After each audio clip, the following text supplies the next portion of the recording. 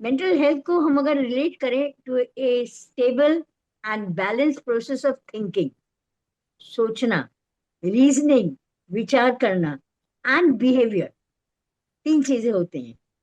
हम कहते हैं कि ये मेंटली हेल्दी है क्योंकि इसका सोच, इसका किसी चीज में विचार करना और इसके व्यवहार, ये जो है तीनों पॉजिटिव है।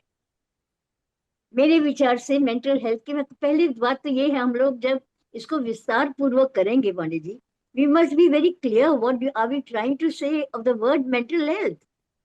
आज के जो युग में जो वायलेंस है ये हो रहे हैं, those people will also say we are mentally healthy. पर हम लोग जो है, साइकोलॉजिस्ट कहिए, सोशल साइंटिस्ट कहिए, एकेडमिशियंस कहिए, they will say mentally healthy means that you are emotionally stable, your thinking and reasoning are positive, and you are having a positive behavior and outlook towards others. इसको कहते हैं mentally healthy. यही मैं राशि से पूछ रही थी, राशि ने एक मॉडल की भी बात की, हो सकता है वो डिस्कस करे। दूसरी बात क्या है कि ये जो हम पॉजिटिविटी की बात करते हैं, पॉजिटिव, ये भी हमारे जो है दृष्टिकोण है। What is positive? मतलब हम लोग एक एवरेज ह्यूमन बीइंग बोलेंगे positive means when you are thinking in a proper manner, you are trying to help, किसी की मदद कर रहे हैं, किसी के साथ आपका सद्व्यवहार है, किसी को आप बहुत प्यार से बात कर रहे हैं, उसको हम पॉजिटिव कहते हैं। इसके वेरिएशन है जो मैं बोलने की कोशिश कर रही हूँ, मैं इस विचार का अपना रख रही हूँ पांडे जी, क्योंकि ये सही है कि लोग, हर लोग इंसान कहते हैं मैं क्या मेंटली हेल्दी नहीं हूँ। हम लोगों के विचार से मेंटली हेल्दी वो लोग होते हैं जो वाकई ही किसी परिस्थिति में सही डिसीजन लेते हैं, जो डिसीजन प्रोग्रेसिव हो, जो डिसीजन प्रोएक्टिव हो, नेगेटिव ना हो, एंड पॉजिटिव हो। तीन पी लगा रही हूं मैं, प्रोग्रेसिव, प्रोएक्टिव एंड, और एक क्या कहा था, प्रोडक्टिव। जिस तरह से मैंने आपको एक विचार दी थी पांडे जी कि आप जब कैप्शन बनाए, आई, लोगों के दो दो आंख होते हैं, हम लोग कहते हैं कि तीसरी आंख जो कि अंदर का वो दिखाता है, तीसरी आंख की बात करते हैं। तो ये तीन आईज हमारे मेंटल हेल्थ के मामले में है कि इसकी इंपॉर्टेंस क्या है। हम लोग मेंटली हेल्दी कहते थे, इसकी इंपॉर्टेंस क्या है, हम्म। एप्लीकेशंस क्या है, ये हमारे व्यवहार में कहाँ कहाँ पे इनकी जरूरत होती है, आवश्यकता होती है, और इसका इम्पैक्ट क्या है, प्रभाव क्या है व्यवहार में।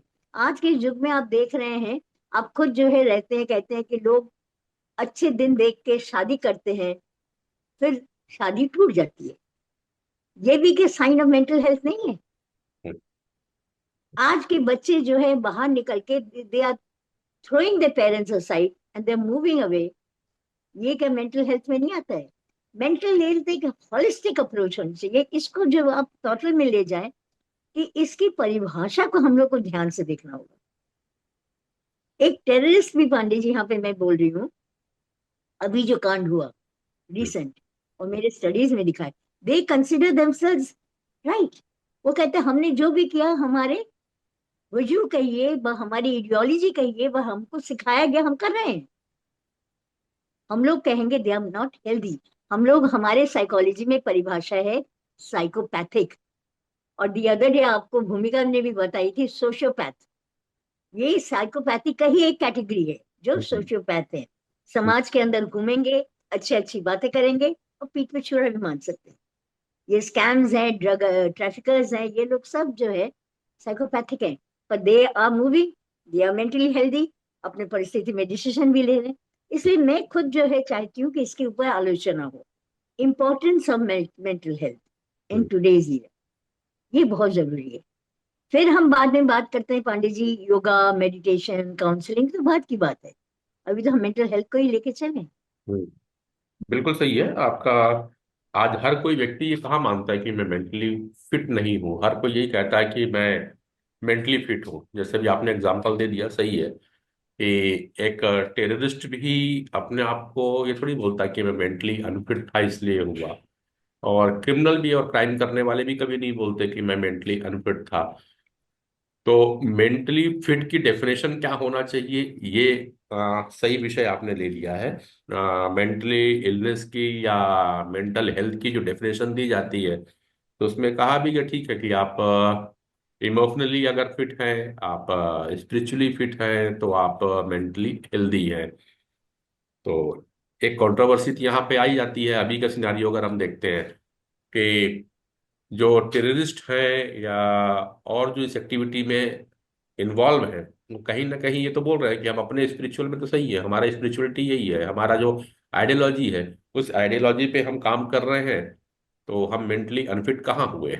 वो अपने मिशन में काम कर रहे हैं।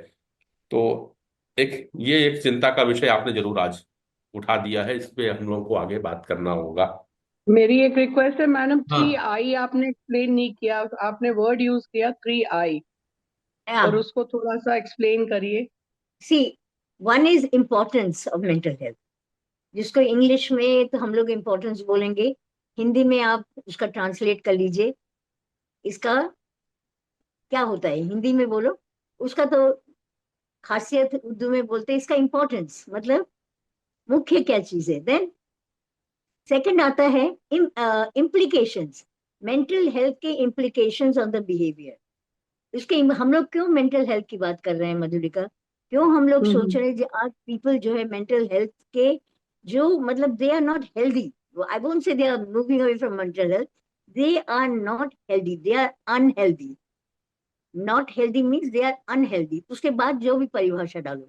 एंड थर्ड इज इम्पैक्ट, जो प्रभाव पड़ रहा है because of this variations in mental health. हमें लगता है एक वर्ड मेरे दिमाग में आ गया, variations in mental health, because everybody says that I'm mentally healthy, but they are definitely very, we in the text we talk of psychopathic, sociopathic, ये सब बोलते हैं, these are variations.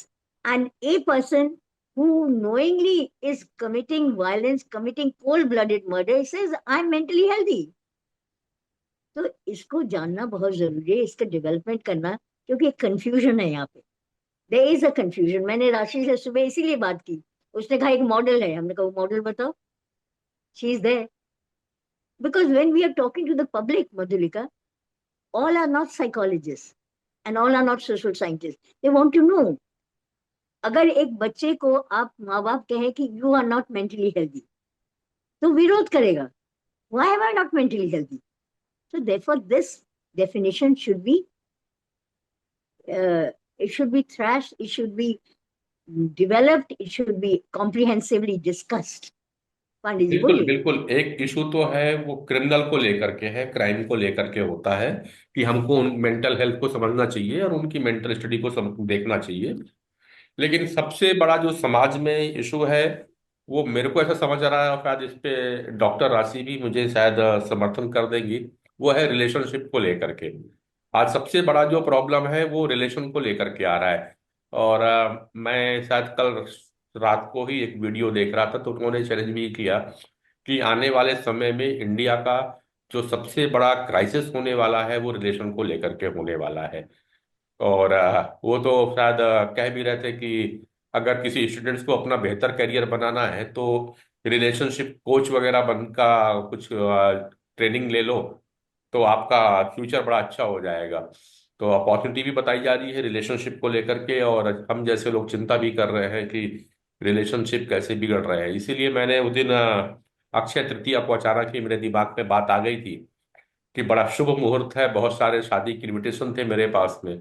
दिमाग में प्रश्न आ गया कि सारे शुभ मुहूर्त में काम होते हैं, तो फिर ये शुभ अशुभ क्यों हो जाता है, और फिर क्यों इतने सारे तलाक के केसेस हो रहे हैं, क्यों इतने शादी के रिश्ते टूटे चले जा रहे हैं। और मजे की मैंने हंसा भी था, डॉक्टर अनिल को शायद मैडम सान्याल से भी डिस्कस किया था कि उसी दिन मेरे मोबाइल पे एक मैसेज आया था कि एक कपल काफी समय से उनकी सगाई हो चुकी थी और उनकी अक्षय तृतीया को शादी होने वाली थी, और वो लोग प्री वेडिंग शूट का चलन है तो प्री वेडिंग के लिए बाहर अलग अलग डेस्टिनेशन पे गए हुए थे, और लौट के आए तो उन्होंने अपना रिश्ता तोड़ दिया, बोले नहीं हम शादी नहीं करेंगे। और वो बिल्कुल अक्षय तृतीया के एक दिन पहले उन्होंने डिसीजन लिया। तो ये रिलेशन क्यों बिगड़ रहे हैं, कहीं ना कहीं ये भी तो मेंटल प्रॉब्लम है, इसको मैं मेंटल इलनेस के रूप में लेता हूँ। तो डॉक्टर राशि मैडम, मैं आपके पास में आता हूँ इस चीज को, और आपके मॉडल को भी समझना चाहेंगे, और ये भी देखेंगे, इसके आधार पे हमारा आगे का टॉपिक डिसाइड होगा कि हम नेक्स्ट जो ले आए, हर वीक जो प्रोग्राम लेके आए वो कैसा होना चाहिए। देखिए सर, मेरे पास यहाँ पे जो मैम ने अभी तक डिस्कस किया और जो आपने भी इनपुट्स दिए, उससे 3 पॉइंट्स निकल के आए हैं। एक, कोई एक ऐसा पर्टिकुलर मॉडल जिसे लेके हम चले जो हमें डिस्क्राइब कर दे या समझा दे कि मेंटल हेल्थ होता क्या है, और अगर उसमें कुछ भी ऊपर नीचे हो रहा है तो उसको हम कैसे एक्सप्लेन करेंगे। दूसरा, रिलेशनशिप इश्यूज। अब जब हम रिलेशनशिप इश्यूज कह रहे हैं तो उसमें 2-3 सेक्शंस आ रहे हैं। जैसे एक तो हो गया जो टीनेजर्स में होते हैं रिलेशनशिप्स, क्योंकि क्राइम्स उस तरफ भी हैं। और एक हो गया कि पोस्ट मैरिटल डाइवोर्सेस हो गए, एक्स्ट्रा मैरिटल्स हो गए, ट्रस्ट इश्यूज हो गए, XYZ, राइट। और तीसरा हो गया बच्चों के और माँ बाप के बीच में रिश्ते, जो मैम ने पॉइंट आउट किए। तो ये 3 मेजर पॉइंट्स निकले हैं कि relationship issues, types of relationships जिनमें इश्यूज हो रहे हैं, और एक ऐसा मॉडल जिससे हम लोग समझ पाए मेंटल हेल्थ क्या है, या हम लोग कब कहते हैं कि मेंटल हेल्थ किसी भी इंसान की डिस्टर्ब हो रही है या डिस्टर्ब हो रही है, राइट। सबसे पहले समझते हैं मेंटल हेल्थ। क्लिनिकल इंसान हो तो क्लिनिकल शायद टर्म्स ज्यादा है। सो कोई भी आपका ऐसा बिहेवियर, ऐसा थॉट जो आपके बायोलॉजिकल, सोशल और साइकोलॉजिकल चीजों में इशू करे, या फिर अगर और इसे अलग तरीके से समझना है या और आसान भाषा में, तो कोई भी ऐसा आपका बिहेवियर या थॉट जो आपका पर्सनल, सोशल और ऑक्यूपेशनल, मतलब आपके काम काज के एरिया में, आपकी पर्सनल लाइफ में और आपके सोशल लाइफ में प्रॉब्लम क्रिएट करें, उसे हम लोग डिसऑर्डर कहते हैं। सो एनीथिंग, अंग्रेजी में बोलो तो anything that disrupts your social, occupational and personal functioning is a disorder.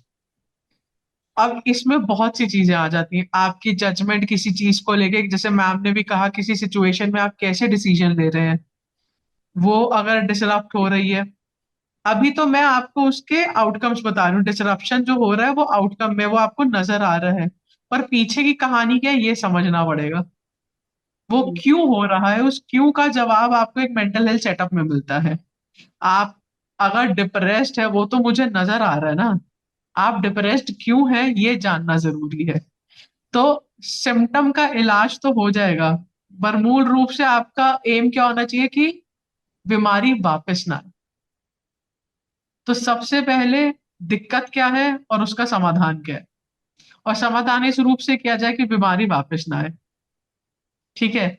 तो कोई भी ऐसा थॉट अगर मुझे बार बार आ रहा है, मुझे परेशान कर रहा है, मेरे दिमाग में अगर ये थॉट आ रहा है कि मुझे सामने वाले को नुकसान पहुंचाना है, मुझे कानों में आवाजें सुनाई दे रही है, मुझे किसी तरह के नशे की लत है, बहुत लंबी लिस्ट है, तो इनमें से मुझे खुद को नुकसान पहुंचाने के विचार आ रहे हैं, तो इनमें से कोई भी ऐसी चीज है, तो अगर मुझे खुद को आ रहे तो वो पर्सनल जजमेंट में प्रॉब्लम हो गई।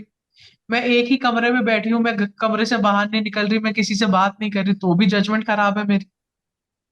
कोई मुझसे बात कर रहा हो, मुझे गुस्सा आ रहा है, मुझे उसको अ, नुकसान पहुंचाने का मन कर रहा है, तो मेरी सोशल जजमेंट खराब हो गई। एक सोशल एनवायरनमेंट में लोगों के साथ बैठ के मैं गाली गलौज करना शुरू कर दूं, बिना बात के हंसना शुरू कर दूं, दिक्कत हो गई है, ठीक है। और अगर मैं काम काज के माहौल में, जहां पे मैं काम करती हूँ, किसी से बना के नहीं रख पा रही, लोगों पे शक करती हूँ, मुझे लगता है हर कोई मेरी तरफ उंगली उठा रहा है या मेरे को नुकसान पहुंचाने की कोशिश कर रहा है, दिक्कत है। तो कोई भी ऐसा स्वभाव मेरा, कोई भी ऐसा मेरा कंडक्ट, बिहेवियर जो मेरे को प्रॉब्लम करे सोशल, पर्सनल, ऑक्यूपेशनल फंक्शनिंग में, वो कंडीशन आपको मेंटल हेल्थ इश्यूज बताती है। अब इसमें बहुत सी चीजें, आपकी जजमेंट आती है कि जो अभी हमने डिस्कस कर लिया, आपकी डिसीजन मेकिंग आ गई, आप अब किसी और का पर्सपेक्टिव अपने सिचुएशन में कंसिडर कर पा रहे हैं या नहीं। किसी और का जो, मतलब एक सिचुएशन को देखने के लिए सबका अलग अलग नजरिया होता है, आप किसी का नजरिया बिल्कुल ही हटा दें तो उसके लिए तो वो नुकसानदायक हो गया, वो भी दिक्कत। तो ये बहुत सारी चीजें हैं क्लस्टर में जो आती है। अब ये दिक्कतें क्यों होती है, या तो ये बायोलॉजिकली हो सकती है, मतलब जेनेटिक, या आप मान के चले जो जैसे हमारी बॉडी में हॉर्मोन्स होते हैं, वैसे ही हमारे दिमाग के भी हॉर्मोन्स होते हैं जिन्हें हम लोग न्यूरोट्रांसमीटर्स कहते हैं। उनके जो लेवल होता है उस पे ऊपर नीचे होना, ये तो बायोलॉजिकल फैक्ट कॉज हो गए। मेरा स्वभाव कैसा है, मेरी अपब्रिंगिंग कैसी हुई है, मुझे कैसे पाला पोसा गया। एक बच्चा अगर घर में ये देखे कि मम्मी पापा हर वक्त लड़ रहे हैं, तो उसको दूसरों को ट्रस्ट करने में इशू होगा, या उसके रिश्ते निभने में दिक्कत आ सकती है। जिसे हम लोग कहते हैं कि बच्चा, हम लोग अक्सर कहते हैं ना, अगर कोई गाली दे रहा है बच्चा, तो हम सोचते हैं घर में या स्कूल में इसने किसी को देखा होगा, क्योंकि बच्चे देख के सीखते हैं। तो हम सब ही, we all are products of our experiences. हमने जो देखा है हम उसी को देख देख के बड़े हुए हैं, और उसमें जो ऐड करता है वो होता है हमारा खुद का स्वभाव कैसा है, मेरे अपने कैरेक्टरिस्टिक्स, या वो ऐसी कौन सी चीजें हैं मेरे अंदर जो मुझे दूसरों से अलग कर देती है, वो चीज। तो एक तो हो गया बायोलॉजी, एक हो गया मेरा अपना। अब मेरा सपोर्ट सिस्टम कैसा है, कहाँ मेरी उठने बैठने की, जैसे बड़े लोग कहते थे सोसाइटी ठीक नहीं है इसकी, तो मेरे उठने बैठने की सोसाइटी ऐसी है। तो बायो साइको सोशल, ये तीनों चीजों का जब अमेलगमेशन होता है, जब ये सब एक साथ आते हैं, तो ये रोल प्ले करते हैं। इनमें से कुछ एक भी हिला तो वो बाकी दो को हिलाएगा। ठीक है, अगर मेरा सपोर्ट सिस्टम हिला तो कहीं ना कहीं मैं टूटूंगी अंदर से। हम्म। अगर मेरा पार्टनर मुझे चीट करेगा तो मुझे दिक्कत होगी। बिल्कुल। ठीक है, तो ये बाकी दोनों चीजों को हिला देगा। मैं उदास हुई तो हॉर्मोन्स नीचे जाएंगे, खुशी महसूस नहीं होगी। मुझे गुस्सा आएगा तो मैं चीजों को शायद तोड़फोड़ करना शुरू कर दूं। अगर मैं तोड़फोड़ की तो घर वालों को दिक्कत होगी। तो एक चीज जब हिलती है तो बाकी दो को हिलाती है वो साथ में। इसे हम लोग बायो साइको सोशल मॉडल कहते हैं, क्योंकि इसमें तीनों चीज आ गई है। और इम्पैक्ट कहाँ कहाँ आ रहा है, पर्सनल, सोशल एंड ऑक्यूपेशन। दोनों मॉडल को आप जब साथ में रखेंगे, आप बता देंगे कहाँ दिक्कत समस्या शुरू हो गई है। बस ये है, जो बायोलॉजी वाला सेक्शन है वो डॉक्टर के अप्रूवल से मिलता है, क्योंकि वहां पे क्लियरेंस चाहिए होती है, मेडिकल की रिपोर्ट्स होते हैं, सब चीजें होती है, इसीलिए। ठीक है, अब ये तो हो गई मॉडल की बात, एक सिंपल सी। किसी को भी समझाने के लिए आपकी मेंटल हेल्थ कैसे समझनी है वो ऐसे समझ सकते हैं। अब जो मैम ने कहा था वो एस्पेक्ट्स है मेंटल हेल्थ के, जैसे कि अ, जिसमें मैम ने कहा था स्पिरिचुअल, सोशल, आपका एक दो फैक्टर्स मैम ने और बोले थे, अगर ये सब ठीक हो तो emotional, emotional. Emotional, social, spiritual, personal, ये सारे उसके एस्पेक्ट्स हो गए। मतलब अलग अलग, एक हमने छतरी बना दी है, इसके अलग अलग लट्टू जो उस छतरी पे लटके हुए हैं। ठीक है, तो ये सब वही एरियाज हैं जिनके बारे में हमने बात की है, अगर हम उसे और छोटा छोटे सेक्शंस में डिवाइड कर दें। अब आते हैं रिलेशनशिप इश्यूज क्यों हो रहे हैं, शादी के डाइवोर्स या टीन एज में ये सब इश्यूज हो क्यों रहे हैं। देखिए सर, यहाँ पे दो तीन फैक्टर्स हैं। आई थिंक मैंने आपके प्लेटफॉर्म पे एक बार पहले भी बोला था, जब हम लोग एक उम्र पार कर जाते हैं, हम मान के चलिए मेरी एज 30 साल है, और मैं आज की डेट में अगर शादी करने का सोचती हूँ, तो आप ये देखो कि मैंने अपनी आधी जिंदगी, 60 साल की जिंदगी का हम एक एस्टिमेट लेके चलते हैं। एक इंसान की लाइफ स्पैन होते हैं 60 से 65 साल, एग्जाम्पल के तौर पे एक इंसान का लाइफ स्पैन है। अपनी आधी जिंदगी मैंने एक आइडियोलॉजी के साथ जी ली है। अब इस एज में जब मैं शादी की, तो मुझे अपना पार्टनर बहुत सोच समझ के लेना पड़ेगा, वो जो मेरी आइडियोलॉजी से मैच कर पाए। आपको उतना टाइम देना पड़ेगा एक दूसरे को समझने के लिए कि आप लोगों की आइडियोलॉजीज मैच हो, क्योंकि अगर वो मैच नहीं होंगी तो दिक्कत तो आएगी। क्योंकि अब आप नहीं बदल सकते। 30 साल की उम्र के बाद अगर आप सोच रहे हैं कोई बदलेगा, ये तो बड़ी अनरियलिस्टिक एक्सपेक्टेशंस है। एडजस्टमेंट हो जाएगी, आप थोड़ा बहुत मॉडरेट कर लेंगे, खुद को एडजस्ट कर लेंगे। आप किसी को पसंद करते हैं, हम सब उसके लिए एडजस्ट करते हैं, बट वो एडजस्टमेंट एक लेवल तक ही होगी। आप लोग अपने घरों के एग्जाम्पल्स भी उठा सकते हैं। अगर आप 25-26 साल के भी होंगे तो आप देखेंगे फिर उनके लिए एडजस्ट करना थोड़ा सा मुश्किल होता है, कई बार आगे से जवाब भी दे देते हैं। रीजन यही है, उनकी अपनी आइडियोलॉजी। हम लोग अपने अपने एक्सपीरियंस के प्रोडक्ट हैं। आपके अपने एक्सपीरियंस रहे हैं, अपनी अपब्रिंगिंग रही है, और अपना एक्सपोजर रहा है। उनका एक्सपोजर एक स्टेप आगे चला गया। तो अब जो वो लोग बोल रहे हैं वो आप एक एक लिमिट तक समझ पाएंगे, उसके आगे आपके हाथ में भी नहीं है। मैं आपको एक एग्जाम्पल, छोटे से एग्जाम्पल के साथ समझाती हूँ। आजकल चर्चा में भी है एलजीबीटी। लेस्बियन, गे, होमोसेक्सुअल रिलेशनशिप्स बेसिकली, और ट्रांसजेंडर को इंक्लूड कर लेते हैं उसमें। अब अगर कोई होमोसेक्सुअल रिलेशनशिप में है, मेरी जेनरेशन फिर एक बार को समझ जाएगी।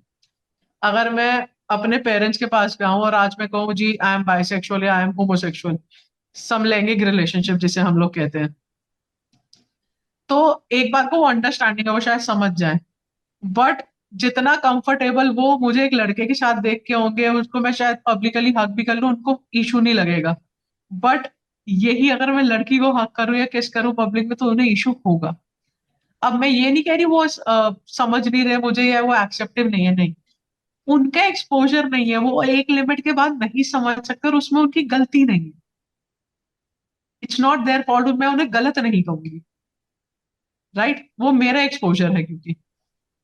तो ये बड़ी छोटी छोटी चीजें, तो इससे क्या है, सबसे पहले तो पेरेंट्स को आज की डेट में बच्चों को कॉन्फिडेंस में रखना चाहिए, और बच्चों को पेरेंट्स को, आप कहीं आ जा रहे हैं, बहुत अनसर्टेनिटी है, सेफ्टी इश्यूज हैं, तो आपको पेरेंट्स को बता के या किसी एक को बता के जाइए अपने वेयर अबाउट्स कि आप कहाँ पे हैं, सो दैट मुझे क्राइम का चांस है वो थोड़ा कम रहे आपकी लाइफ में, जो अनसर्टेनिटी है वो थोड़ी कम रहे।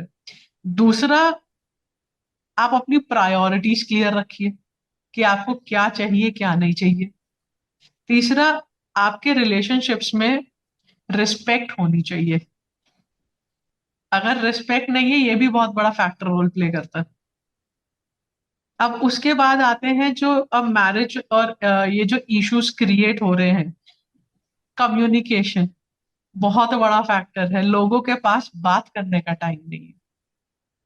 आप देखिए ना, जितने भी डिसीजन मेकिंग में इश्यूज आ रहे हैं, या जो आज की डेट में सुसाइड्स बढ़ गए हैं, आज की डेट में आप ये कह लीजिए रिलेशनशिप्स में सेपरेशन ज्यादा हो रहे हैं, क्योंकि कम्युनिकेशन गैप है। लोग इतने ऑक्यूपाइड हैं अपने आप में, या लेट्स से अपने कामों में, कि उनके बात करने का टाइम नहीं है। मैं आपको उदाहरण से समझाती हूँ। कोविड के टाइम पे जब बच्चे घरों में थे, न्यूक्लियर फैमिलीज हैं, सबकी माँ, दो तीन लोग ही हैं घर में, मदर फादर और बच्चा। अब बच्चा सुबह शाम, मदर फादर तो अपने जॉब के लिए ऑनलाइन लग गए, अब बच्चे के पास तो बात करने के लिए कोई नहीं है, तो सडनली जो ऑटिज्म के डायग्नोसिस है बहुत बढ़ गए। बाद में जब समझने की कोशिश की तो ये था कि बच्चे फोन में लगे हुए हैं, बात करने को है नहीं, स्पीच डेवलपमेंट नहीं, वर्ड्स नहीं आ रहे बच्चे को, आई कांटेक्ट नहीं है। तो थोड़ा सा जरा फोन हटाया, लोगों को डाला, उसकी जगह बातचीत शुरू हुई, चीजें ठीक हो गई, डायग्नोसिस कम हो गए वापस ऑटिज्म के। पहले के टाइम पे आप देखिए, लोग जो गुजरते थे वो मेडिकल इश्यूज की वजह से ज्यादा गुजरते थे, क्योंकि साइंस में सुविधाएं नहीं थी हमारे पास। आज की डेट में इश्यूज क्या है, सेल्फ हार्म बढ़ा हुआ है, इम्पल्सिविटी बढ़ी हुई है, एकदम से डिसीजन मेकिंग लोग कर लेते हैं बहुत ही, बिना इस चीज को कंसिडर किए कि आसपास की सिचुएशन जो है, आसपास के लोग हैं, उन पे क्या इम्पैक्ट आएगा, खुद पे भी क्या इम्पैक्ट आएगा। तो एक जो सपोर्ट सिस्टम है वो हटता जा रहा है। वेस्टर्न कल्चर को अडाप्ट करने के चक्कर में हम लोग अपना कल्चर भी छोड़ रहे हैं। हम है कलेक्टिविस्ट सोसाइटी। मैं अक्सर मजाक मजाक में अपने स्टूडेंट्स को कहती हूँ, देखो दिल्ली बहुत बढ़िया शहर है, क्यों?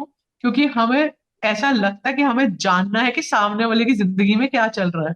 आप बस इतना भी कर रहे हैं ना, अगर आप ये देखिए, आप उसको एक बिलोंगिंगनेस का फैक्टर दे रहे हैं कि भाई आप खुद ही सोचे, 4 दिन हो गए सामने वाला बाहर नहीं निकला, आप घंटी मार के पूछ ही लेंगे शायद सब ठीक है।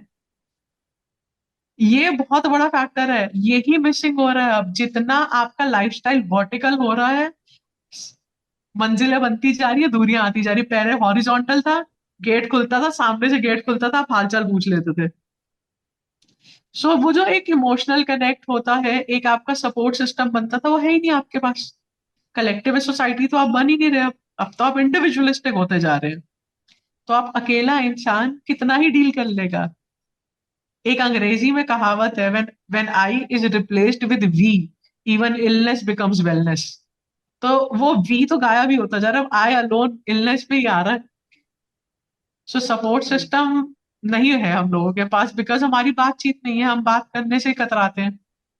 बिल्कुल। इमोशनल एक्सप्रेशन नहीं है लोगों के पास।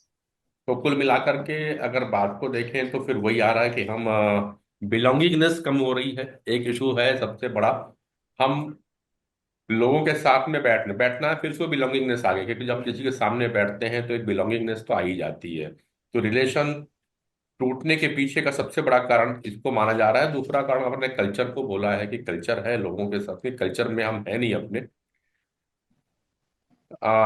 इस पॉइंट को थोड़ा सा अभी मैडम दिव्या दुबे जी को भी हम साथ में ले लेते हैं, फिर आगे तो इसको चलेंगे कंक्लूड करने के लिए कैसे करना है, क्योंकि सारी प्रॉब्लम समझ में आ रही है राशि जी। और इसको हर कोई मान रहा है कि आज है, पर वो साथ में ये भी तो कंप्लेन कर रहे हैं ना कि हम करें क्या, हमारे पास में काम ज्यादा है, समय नहीं है। जो भी लोग काम कर रहे हैं, वर्किंग में है, हस्बैंड वाइफ दोनों आज वर्किंग कल्चर पे हैं, तो उनके पास में घर आने के बाद भी काम रहता है अपने ऑफिस का, क्योंकि अब जो जमाना है ऑफलाइन के साथ साथ में ऑनलाइन हो गया है। और जब वो घर पे आते हैं तो भी ऑफिस के काम करते रहते हैं, साथ ही साथ में सोशल मीडिया में उनको इंटरेक्ट करना ही करना है, चाहे आप हो या मैं हूँ, बिना सोशल मीडिया के रह नहीं सकते, तो कुछ देर सोशल मीडिया में टाइम निकालना है। तो जो घर पे जब पहले ऑफिस से छूट करके लोग आया करते थे, हाँ, तो टी टेबल पे बैठ करके बहुत सारी बातें हो जाया करती थी, घर परिवार की, दूर दराज के रिश्तेदारों की, मोहल्ले की गपशप, ये सारा कुछ वाइफ अपने हस्बैंड को बता दिया करती थी चाय के साथ। अब क्या हो गया है कि चाय के टेबल पे भी आते हैं तो सोशल मीडिया में थोड़ा सा इंटरेक्शन जरूरी होता है, तो उसमें बढ़ जाते हैं लोग। ये अलग बात है कि काम की चीज 10 मिनट देखते हैं और करीबन 2 घंटे जो है वो रील और बाकी चीजों में गुजर जाता है। तो हमको इस पे आगे चल करके शायद बात करने की जरूरत होगी कि इन सब सिनारियों को देखते हुए भी हम कैसे अपनी लाइफ को सही बना सकते हैं और इलनेस से वेलनेस की ओर कैसे जा सकते हैं, और अपने माइंड को कैसे सेट कर सकते हैं। हमें माइंड सेटअप की बात होनी चाहिए मेरे ख्याल से यहाँ पे। माइंड सेटअप की बात है, कहीं भी होता है, कई परिस्थितियों में हमको सेट होना पड़ता है। मैं कई बार बोलता हूँ कि गाड़ियों में, हम ट्रेन में जब सफर करते हैं, और अभी जब महाकुंभ का समय चल रहा था तो सबको याद होगा कि एसी बोगी में जगह नहीं मिल रही थी, फिर भी लोग बैठ रहे थे। तो वहां पे एक सेटअप बनाया गया, अपने को माइंड को भी सेट किया, नहीं यार अब सबको जाना है तो हम एडजस्ट होके चल देंगे।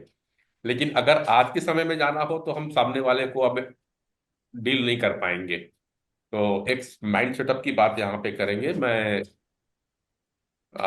दिव्या दुबे जी को थोड़ा सा इनवाइट कर लेता हूँ, थोड़ा सा इनका भी पक्ष समझ लेते हैं, फिर आगे के लिए राशि जी आप आपके साथ फिर जुड़ते हैं। दिव्या जी।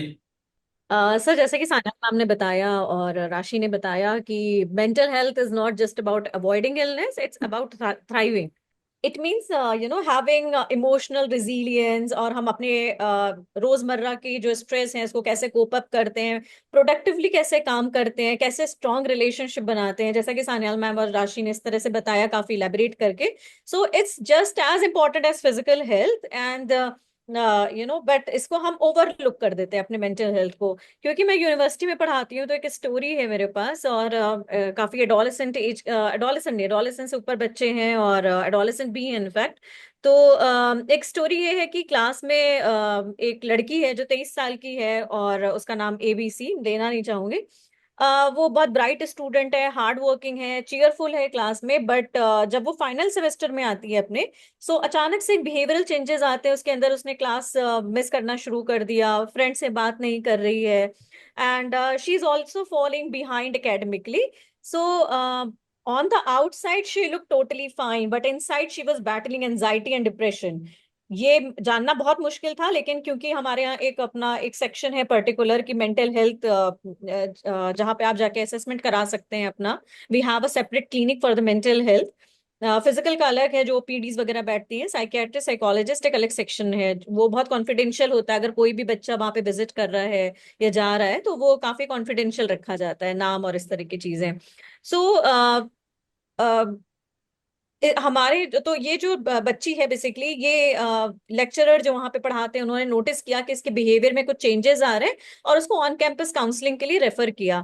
तो कुछ थेरेपीज हुई, कुछ सपोर्ट प्रोग्राम्स हुए, और जो ABC जो लड़की है वो ग्रेजुअली रिकवर करती है और सक्सेसफुली ग्रेजुएटेड होती है। उसका भी ग्रेजुएटेड सेरेमनी हुई है, तो उसमें successfully she graduated, and she later said that the programs that were there in the university not didn't just help me pass, it also helped me to survive.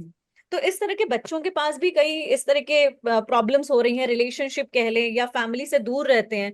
तो social support system जो हम बात करते हैं उनकी, वो नहीं है। यहाँ पे फ्रेंड्स हैं, पीयर प्रेशर है कि भाई आपको ये करना है तो ये करना है। अगर एक लड़की का बॉयफ्रेंड है तो आपको भी बनाना है, because that way you are working as a part of the group, कि भाई आपको नहीं तो एक्सक्लूड कर दिया जाएगा ग्रुप से, या आपको इस तरह की टीज किया जाएगा बिकॉज कि तुम्हारा बॉयफ्रेंड नहीं है, या इस तरह की चीजें। तो कई बार ऐसा होता है, बच्चे बहुत ऐसी फैमिली से आते हैं, बहुत ही कल्चर्ड फैमिली, मतलब ऐसा नहीं कहेंगे जिनके बॉयफ्रेंड है वो कल्चर्ड नहीं है, बट हाँ ऐसी फैमिली से आते हैं जो अफोर्ड नहीं कर सकते इस तरह के इमोशंस, इस तरह की फीलिंग्स को। But still due to peer pressure and due to some of the environment in the university, they started having a boyfriends, going out, meeting lot of, तो वो पेरेंट्स के लिए भी बहुत मुश्किल हो जाता है। और बच्चे भी फैमिली से, क्योंकि सपोर्ट सिस्टम नहीं है, किसी को बता नहीं सकते, पीयर ग्रुप इतना सपोर्टिव नहीं है, they don't have a listening ears also. तो इस तरह की डिप्रेशन, एंजाइटी होना, it's very common among university students, specially when they are into adolescent, तो ये चीजें हैं। और इस तरह के कई प्रोग्राम्स यूनिवर्सिटी में चलते हैं, जैसे कि जो मेंटल हेल्थ चैलेंजेस जैसे एंजाइटी, डिप्रेशन या कोविड-19 की अगर हम बात करें, उसके बाद सिचुएशंस और भी ज्यादा खराब हो गई हैं, क्योंकि लोगों ने अपने आप को आइसोलेट कर दिया, बहुत ज्यादा अनसर्टेनिटी बढ़ गई among young people and the so अगर हम डब्ल्यू के उसकी बात करें लाइक तो according to the WHO, global anxiety and depression rates बहुत, मतलब 25% से ज्यादा बढ़ चुके हैं in the first year of the pandemic. और कहीं ना कहीं स्टिग्मा है, और लिमिटेड एक्सेस हैं टू मेंटल चैलेंजेस को लेकर। तो एडोलेसेंट्स में, स्टूडेंट्स में जितना मैं देख रही हूँ चीजें, उनके ऊपर जितना प्रेशर है, सपोर्ट सिस्टम नहीं है, फैमिली से दूर है बिकॉज रेसिडेंशियल कैंपस में है वो। तो इस तरह की चीजें हम एडोलेसेंट्स को लेके या इन ग्रुप्स को लेके भी बात कर सकते हैं, दैट वो कोप अप कैसे करें, या वो कैसे समझें कि भाई हमें एंजाइटी है, we need to visit the mental like clinic, कि हमें जाना चाहिए। काफी टाइम तक तो उन्हें पता ही नहीं चलता है, जब तक कि कोई प्रोफेसर या कोई लेक्चरर या कोई उनका पीयर ग्रुप खुद भी डायग्नोज ना करे कि ma'am she is not behaving well in the class, और she is not behaving well in the like in the dorm जहाँ पे ये रहते हैं। तो काफी बार ऐसा होता है कि हम बच्चों में चेंजेस देख रहे होते हैं, बिकॉज लेकिन हम उस चीज को अप्रोच नहीं कर पाते, हमारे पास भी पूरा पूरा प्लेटफॉर्म नहीं होता है बात करने के लिए। If you are asking student number of times that how are you doing, is there any problem you want to talk about to, लेकिन स्टूडेंट्स इतना रिजिड होते हैं कि वो वापस, मतलब आते नहीं है, कि हम पर कहीं स्टिग्मा ना आ जाए, कहीं हमारे पेरेंट्स को ना पता चल जाए, लोग क्या कहेंगे हमें मेंटल इलनेस है, इस तरह की चीजें होती हैं। तो कभी कभी वो बहुत ज्यादा एग्जेजरेट कर जाती हैं, कभी कभी वो टाइमली नोटिस में आ जाती हैं। तो बच्चों के बीच में इस तरह की चीजों को बताना, उनको ये बताना कि हाँ ये प्रॉब्लम है, and it's okay to not to feel okay sometimes, ये सब चीजें बहुत इंपॉर्टेंट है सर। तो मुझे लगता है एडोलेसेंट और ये स्टूडेंट ग्रुप जो है, यूनिवर्सिटी गोइंग स्टूडेंट्स को के लिए भी बहुत इंपॉर्टेंट है बात करना, बिकॉज वहां भी रिलेशनशिप इश्यूज हैं, कोविड-19 के बाद बहुत सारे इश्यूज हैं जो उन पे बात नहीं करना चाहते, boyfriend and like they are also like LGBTQT पे उनको पता चलता है कि they started suddenly having those feelings in the group कि भाई मुझे ये चेंजेस अब फील हो रहे हैं, पहले नहीं फील होते। क्योंकि कुछ ग्रुप्स ऐसे, हमारे क्लास में कुछ स्टूडेंट्स थे जिन्होंने ये डिस्कस किया था एक बार मेंटल हेल्थ प्रोग्राम में कि भाई हमें यूनिवर्सिटी आके इस तरह की चीजें पता चली LGBTQT, और हमें इससे पहले नहीं पता था कि मुझे लड़की पसंद है या मुझे लड़का पसंद है। Suddenly I started feeling about my like जो कलीग उसके साथ रूममेट है, अचानक से she started feeling for her so इस तरह की चीजें भी हैं। बच्चे बहुत कंफ्यूज हो जाते हैं, डिसोरिएंटेड हो जाते हैं, क्या करना है, किसको कांटेक्ट करो, लोग जज करेंगे, स्टिग्मा हो जाएगा, और मेंटल हेल्थ क्लिनिक में कैसे जाएं, कहीं कोई जाते हुए ना देख ले, कोई प्रोफेसर ना नोटिस कर ले। तो इस तरह की चीजें बहुत ज्यादा बच्चों में हैं, जो बहुत, मतलब they feel pressure about it कि भाई हाँ, whom to contact, who to contact, how to talk, these are the certain challenges. बिल्कुल दिव्या जी, आपकी बात से एक चीज तो क्लियर हुई कि मेंटल इलनेस की और मेंटल हेल्थ की जो हम बात कर रहे हैं, अब शायद हमें लोगों को ये बताने की आवश्यकता है कि क्या क्या इंडिकेशंस हैं जिसे हम हम्म। मेंटल इलनेस समझें। मुझे ऐसा लगता है कि लोगों को ये बताने की आवश्यकता है, और इसके जी। सिम्टम्स के बारे में हमें बात करने की ज्यादा जरूरत हो चुकी है कि लोग मेंटल इलनेस और मेंटल फिटनेस के बीच का अंतर समझ सकें। तो एक जी तो हमको इस विषय पे शायद आगे चल करके बात करने की जरूरत है। और हम्म आप लोग जैसे एक्सपीरियंस हैं, मैडम दिव्या जी और राशि मैम, आपके पास भी इस तरह के केसेस काफी होंगे, तो शायद सोचता हूँ कि अगले एपिसोड पे हमें इस मैटर पे बात करने की शायद ज्यादा जरूरत है। फिर हम रिलेशन बिल्कुल। को बनाएं कि वो कौन कौन से सिम्टम्स हैं, वो कौन कौन से रीजन बनते हैं, और कौन सा सही समय है कि बच्चों को समझ में आए कि उन्हें कहाँ जाना है, किस काउंसलिंग हाँ, की आवश्यकता है या नहीं है। एक पॉइंट ये होना चाहिए।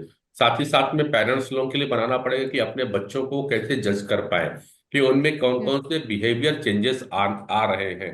क्योंकि कई बार ऐसा होता है कि बीइंग ए पेरेंट्स हम भी अपने बच्चों पे उतना ध्यान नहीं दे पाते हैं, और उनकी छोटी छोटी जो बिहेवियर चेंज, क्योंकि बिहेवियर चेंज जो है वो सडनली नहीं होते हैं, एक ये प्रोलॉन्ग प्रोसेस है। और छोटी छोटी बातों को हम अक्सर निग्लेक्ट करते रहते हैं कि बच्चों में हल्का फुल्का कोई चेंजेस दिखाई दे तो हम कहते हैं, चलता है, बच्चा अभी ग्रोइंग एज में है, शायद इसलिए कर रहा होगा।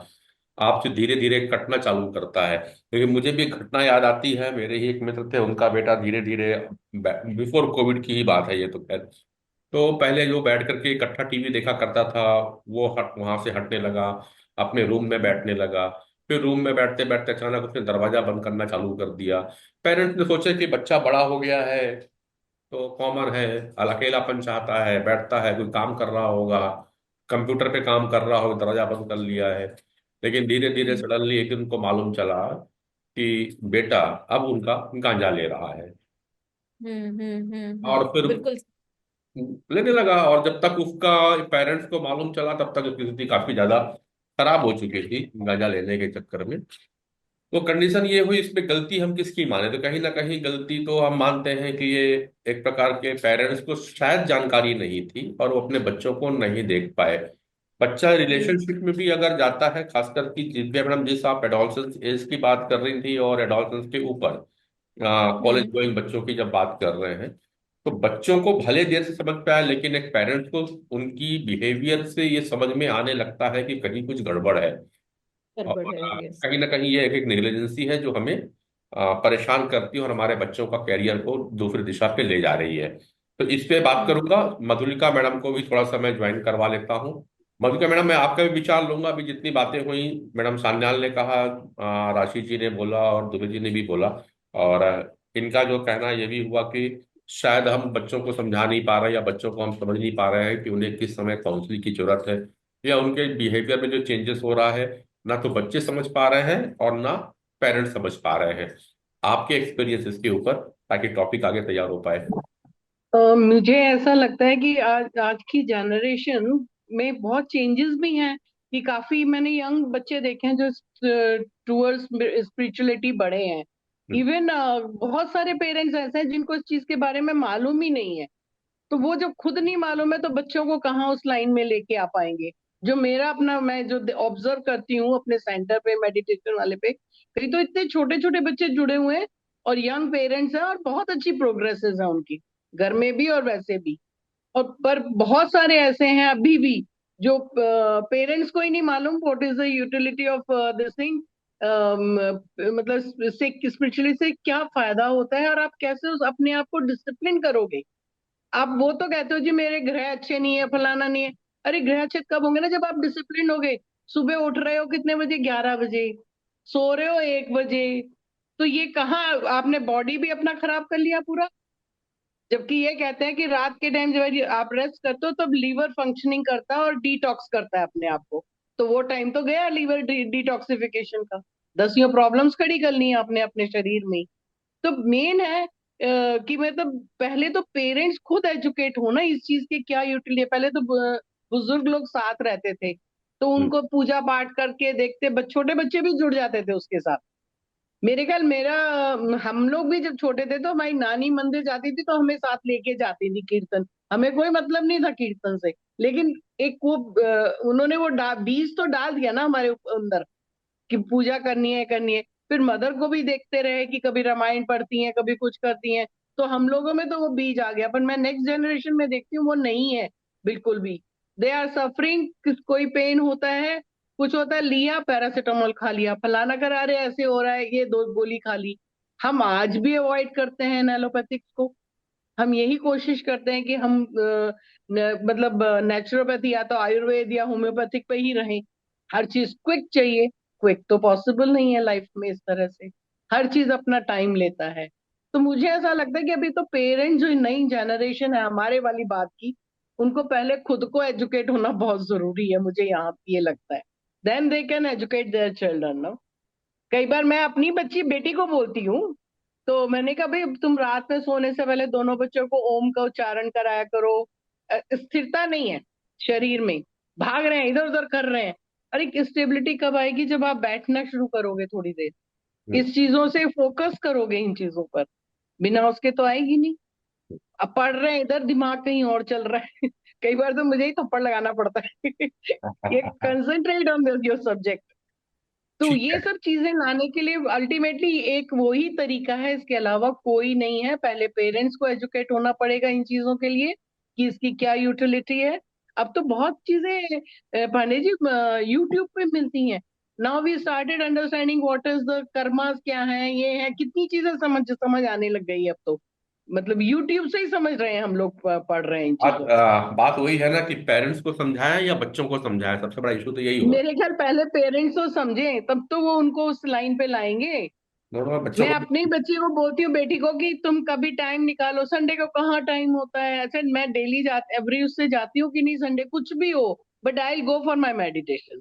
राइट, पहले चीज तो तो अपना एडजस्ट करो ना।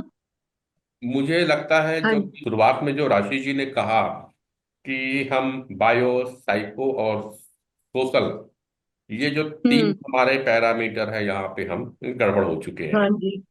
है ना। हाँ, तो bio, psycho and social. Social हाँ, ये तीन तीन फैक्टर्स। एस्पेक्ट, हाँ। जो तीन हमारे जो पैरामीटर है, ये गड़बड़ है। इसकी हम्म। वजह से हमारे जो तीन वहाँ आ रही है, वो भी पर्सनल जो हमारे चीजें हैं वो, सोशल जो लाइफ है वो गड़बड़ है, और ऑक्यूपेशनल है वो भी, तीन तीन उधर और तीन इधर, इसकी वजह से गड़बड़ हो रही है। हम्म। आप बात कर रहे हैं स्पिरिचुअलिटी की। निश्चित रूप से काउंसलिंग एक पार्ट है, स्पिरिचुअलिटी एक पार्ट है। काउंसलिंग में पहले तो उनको वो समझ में आए कि मुझे स्पिरिचुअलिटी क्यों जरूरी है। पहले तो अभी बच्चे ये प्रश्न करते हैं पेरेंट्स को। हम्म। मैं इसलिए, क्योंकि उन्होंने जब अपना, जैसा कि राशि जी ने बहुत अच्छा बात कहा कि जब मैरिज के समय 30 साल हो गया है, तो 30 साल में वो एकदम से रिजिड हो चुके होते हैं अपने फंडामेंट जो उन्होंने बनाए हुए हैं, जो उन्होंने अपना कॉन्स्टिट्यूशन बनाया हुआ है, तो उसको तो चेंज नहीं कर पाएंगे। तो फिर वहां पे कुल मिला के एडजस्टमेंट बात वाली बात चलती है। लेकिन इसी कारण से जो पेरेंट्स को अगर हम समझाने जाए स्पिरिचुअलिटी को, तभी उनको बहुत देर लगेगी समझाने में। तो 25 30 साल 35 साल के जो यूथ हैं, जो अभी पेरेंट्स पेरेंटल लाइफ में घुसते हैं, तो उन्हें ये चीज समझ में नहीं आती, वो भाग दौड़ में ही लगे रहेंगे। और आप बात कर रहे हैं स्पिरिचुअल, तो हम लोग जब आयुर्वेद की जब बात कर रहे हो, आपने कहा नेचुरोपैथी और आयुर्वेद, जब आयुर्वेद में बात करते हैं तो उसमें भी एज डिसाइडेड है। तो जो बचपन का जो एज होता है, उसमें जो हमारी पर्सनालिटी है ना, वात पित्त कफ की, तो हम लोग बोलते हैं वात वाला होता है, उसकी भागदौड़, बच्चे में भागदौड़ बहुत है, स्टेमिना रहती है। हम्म। पित्त में थोड़ी सी स्टेबिलिटी आती है, वो सोचना विचारना चालू करता है, लेकिन उसकी लालसाएं बढ़ती हैं, तो रजगुण बढ़ जाता है उसका, तो उसको चाहिए चाहिए चाहिए, ये सब हर तरफ से लेता है। और जब हमारी एज 50 के बार पार होती है, तो 50 के बाद आदमी में थोड़ा सा स्थायित्व अपने आप आने लगता है। हम जो इस एज पे है, ये स्टेबिलिटी वाली एज है, तो यहाँ पे हम स्टेबल होकर के थिंक करते हैं, तो अपने आप व्यक्ति 20 30% स्पिरिचुअलिटी की ओर जाने लगता है। कुछ लोग पूरा पूरा चले जाते हैं, कुछ 30 40 पे रहते हैं। अब ऐसे कंडीशन पे प्रॉब्लम ये है कि जो शुरू से स्पिरिचुअलिटी में था, तो वो तो अपने बच्चों को समझा लेता है, लेकिन जो 50 में अचानक स्पिरिचुअलिटी पे आया, तो खुद कंफ्यूज होता है कि मैं स्पिरिचुअलिटी में हूँ या रिलीजन रिलीजन में हूँ। बच्चे रिलीजन को मना करते हैं, क्योंकि बार बार उनको पढ़ाया गया है कि हमारा इंडिया जो है ना, वो सेक्युलर है। सेक्युलर। वो धर्मनिरपेक्षता और सेक्युलरिज्म की बात करते हैं, तो यहाँ पे गड़बड़ होती है। तो सबसे पहला कि स्पिरिचुअलिटी क्या है, WHO ने जिस स्पिरिचुअलिटी को इशारा किया है वो क्या है, अध्यात्म की बातें जो हमारे साधु सन्यासी वो करते हैं वो क्या चीज है, और जो पंडित और फलाने बोलते रहते हैं, क्या वो स्पिरिचुअलिटी है या नहीं। तो हमें क्यों जाना, इस पॉइंट को समझना जरूरत होगा, तब शायद हम लोग पूरा कंप्लीट मेंटल हेल्थ को ले पाएंगे। मैं आपकी बात से इन चीजों को समझ पा रहा हूँ कि स्पिरिचुअलिटी जरूरी है, मेडिटेशन जरूरी है, पर मेडिटेशन को समझाना पड़ेगा कि मेडिटेशन क्यों जरूरी है। अभी हम किसी को समझा ही नहीं पा रहे हैं कि मेडिटेशन क्यों जरूरी है।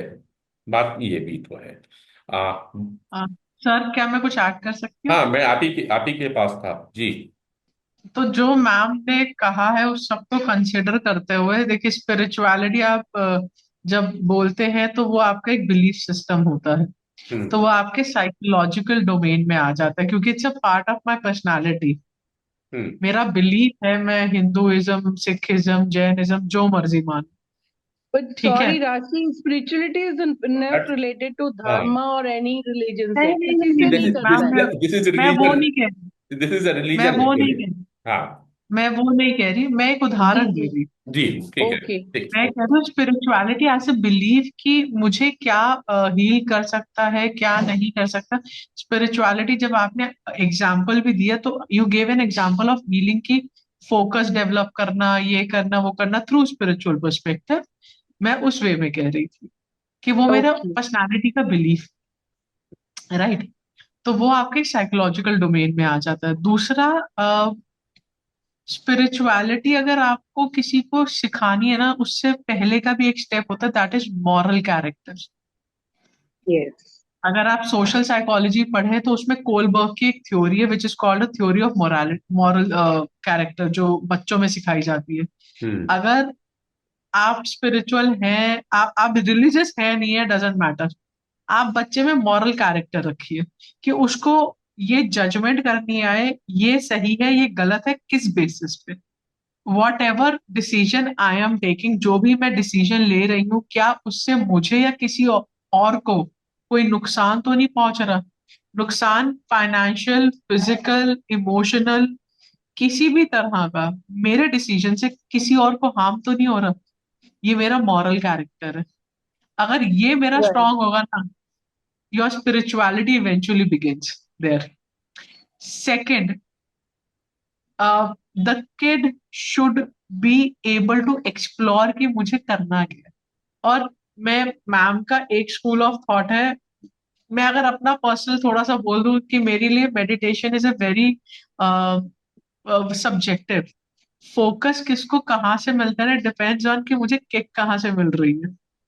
कईयों को मेडिटेशन से बहुत किक मिलती है। व्हेन आई से किक, आई सिंपली मीन, वो आज की जनरेशन का टर्म है कि मुझे वो सुकून कहाँ से मिल रहा है, मुझे वो अच्छा फीलिंग कहाँ से मिल रही है। हम्म। कई लोगों को मेडिटेशन से मिलती है, कईयों को स्पोर्ट्स से मिलती है। तो आप नोटिस करेंगे वो लोग जब स्पोर्ट्स खेल के आते हैं ना, उनके चेहरे पे एक अलग सी चमक होती है। तो आपके लिए पूजा क्या है वो आप पे डिपेंड करता है, और वो आपको एक एम भी देता है, एक लक्ष्य भी देता है। क्योंकि जब आप फोकस्ड होते हैं, you are able to figure out your aim. At the same time, this will also help you to figure out when to take break. You should always take break at the right time. अगर आपकी body ना आपको signal देने लग जाती, शरीर में टूटन हो रही है, आज उठने का मन नहीं कर रहा।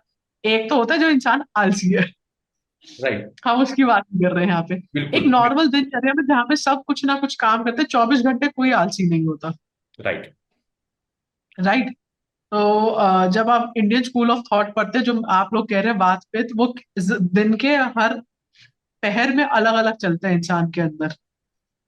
अगर हम इंडियन स्कूल ऑफ थॉट पढ़े, एट द सेम टाइम अगर आप एनर्जी भी पढ़े, मैस्कुलिन और फेमिनिन, तो दिन के 24 घंटे ना आप मैस्कुलिन होते हैं ना आप फेमिनिन होते हैं। It goes up and down. अगर आप बुद्धिज्म स्कूल ऑफ थॉट के पे भी चले जाएं, तो दो हर तीन स्कूल ऑफ बातें थॉट दो आपको तीन बोल बातें दो तीन बातें यहाँ पे आएंगी राशि जी। पहला कि हाँ, कहीं ना कहीं लोगों को स्पिरिचुअलिटी और रिलीजन को लेकर के कंफ्यूजन क्रिएट है।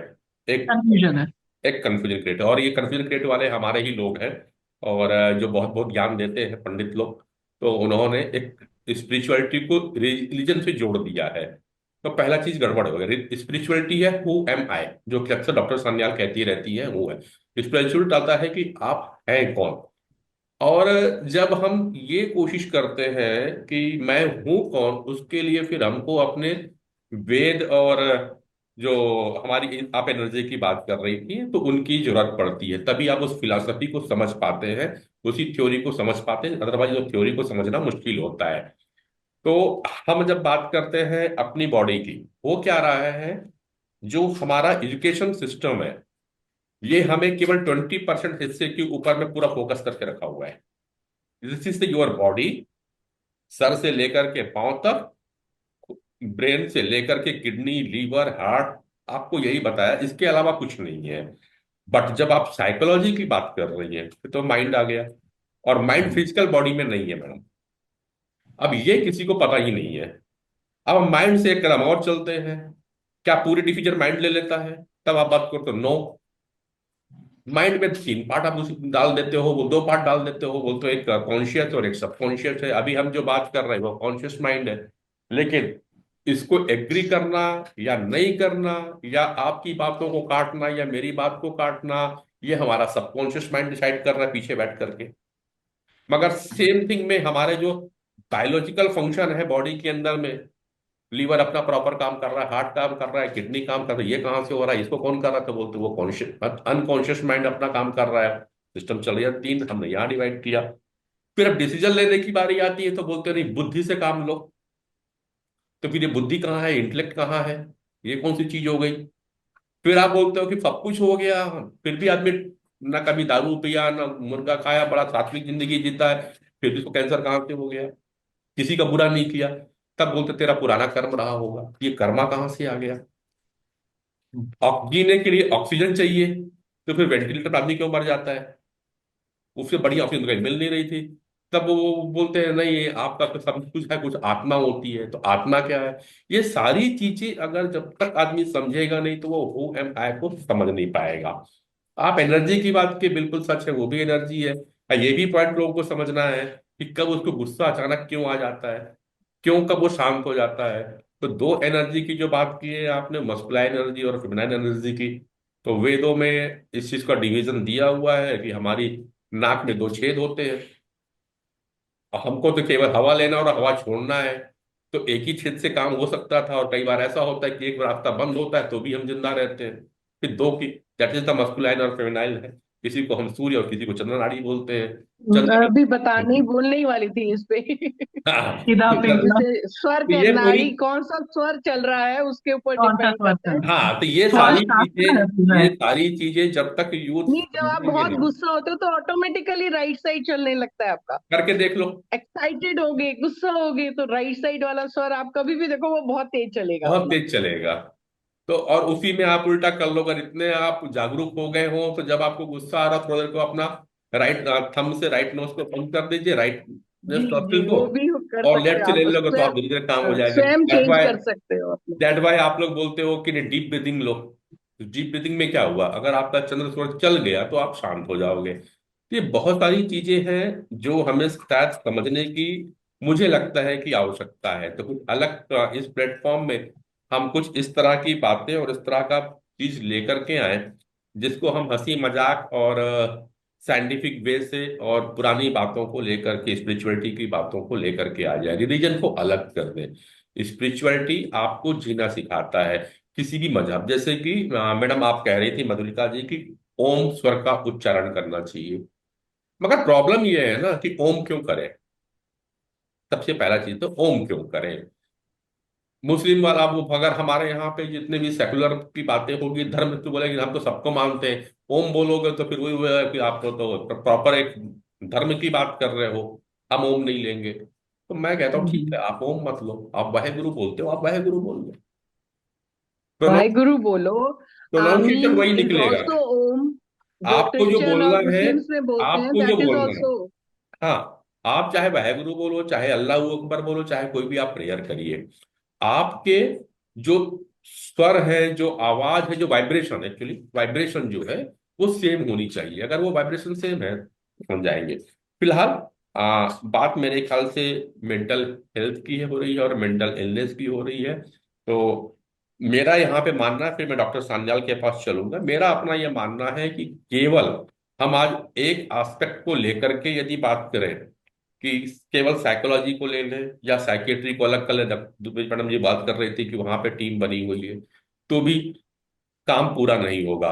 केवल स्पिरिचुअलिटी की बात करें तो भी काम पूरा नहीं होगा। शायद मेरे साथ में को ऐसा लगता है कि आज के यूथ को और जो जनरेशन है, हमारी जनरेशन है, शायद उनको भी समझाने की आवश्यकता है कि साइकोलॉजी क्या कहती है, साइकेट्री क्या कह रही है, मॉडर्न जो मेडिकल साइंस है वो क्या कह रही है, मॉडर्न में जो मन का विज्ञान है साइकोलॉजी वो क्या कह रही है, और हमारा एंशियंट जो सिस्टम है जिसपे हम बात करते हैं स्पिरिचुअलिटी की, जिसपे हम अभी बात कर रहे थे स्वर विज्ञान की, इन चीजों को भी समझें और मॉडर्न वे पे समझाने की कोशिश करें। जैसे कि हम अब बात करते हैं, मैं थोड़ा टाइम ले रहा हूँ राशि मैम, कि हम लोग अक्सर बोलते हैं कि इस बॉडी को अगर आप समझें तो माइंड और ब्रेन दोनों आपको यही बताया जाता है। तो हम लोग बोलते हैं समान समझो, आज सबके पास में मोबाइल है, मोबाइल में दिस पार्ट इज हार्डवेयर लोगों को दिखाई दे जाता है, मगर इसका सॉफ्टवेयर किसी को दिखता नहीं है। तो बस ब्रेन दिखता है। जब आपने हमसे बात किया कि लोगों को दो बीच में बात करना है, कि एक न्यूरो ट्रांसमीटर होते हैं जो लोगों के बिगड़ चुके हैं, तो न्यूरो ट्रांसमीटर को ठीक करने के लिए आपको ब्रेन पे काम करना होगा। साथ ही साथ में माइंड की जो प्रॉब्लम है उनके लिए आपको काउंसलिंग की प्रॉपर आवश्यकता है लोगों को, कि हमें क्या सिम्टम आ रहे हैं, कि हमें एक काउंसलर की आवश्यकता हो। काउंसलर कोई भी हो सकता है, और ज्यादा प्रॉब्लम है तो फिर साइकोलॉजिस्ट बैठे हुए हैं, तो एक काउंसलर की आवश्यकता। लेकिन इन दोनों को मिलाना पड़े सही ढंग से, जो साइकोलॉजिस्ट ने कही, जो बातें न्यूरो साइकोलॉजी को समझने वाले हैं उन्होंने कहा, उन दोनों को मिलाकर के स्पिरिचुअलिटी के साथ जोड़ दिया जाए तो रिजल्ट कुछ बेहतर होंगे। तो कुछ इश्यूज हम लोग के पास भी जब यहाँ आते हैं तो हम लोग उस पैटर्न पे काम करने की कोशिश करते हैं, क्योंकि रिलेशनशिप के इशू हमारे पास भी बहुत आने लगे हैं अभी। तो देख रहे हैं, तो थोड़ा देर डॉक्टर सान्याल जी के पास चलते हैं, मैडम से समझते हैं, फिर वापस चले आते हैं। मैं सबको सुन रही थी, मैं वहीं पे खड़ी हूँ जहां से मैं चली थी। हम लोग के साइकोलॉजी में कहा जाता है एब्सोल्यूट लाइनमेंट, रसियन मधुलिका सर। मैं इम्पोर्टेंस ऑफ मेंटल हेल्थ को लेकर अभी भी बैठी हूँ। बिल्कुल। आप लोग जो भी बात कर रहे हैं they are very well done. They are derivatives, और you can say they are the implications and impact on the behaviour. हमें जो है ये देखना है पांडे जी, कल आप जब बात करेंगे दूसरे पोर्टल्स पे, तो लोगों को आपको समझाना है how to develop a good mental health. By the way, what is the definition of mental health? Now for me, as I have analyzed and I was pointing out, mental health अगर हम लोग लिखे, parameters अलग है। Mental health का अगर हम develop करें तो know your self number 1, know others number 2, understand the situation where you exist, and that enables you your self identity. Again मैं घूम के आ रही हूँ, who am I? अच्छा, अब जो है मेंटल हेल्थ, हम लोग पॉजिटिव नेगेटिव मीडियम करते रहते हैं। हम लोग यूनिवर्सली पॉजिटिव मेंटल हेल्थ की तरफ ग्रोथ ले जाए तो हम लोग फिर वही कहेंगे, it enables coping strategy, it enables an individual to do coping strategy. अब आप उसके बाद बात करें ऑल ट्रीटमेंट मेथड्स, काउंसलिंग, राशि जैसे बोल रही है, पर एक पॉजिटिव मेंटल हेल्थ, पॉजिटिव कह रही हूं मैं, वो आपके टेररिस्ट का भी हो सकता है, वो अपने को पॉजिटिव सोचेगा। कोपिंग स्ट्रेटेजी क्या है उनका? That helps a person to keep emotionally stable and also enables the person to make decision making in a given situation.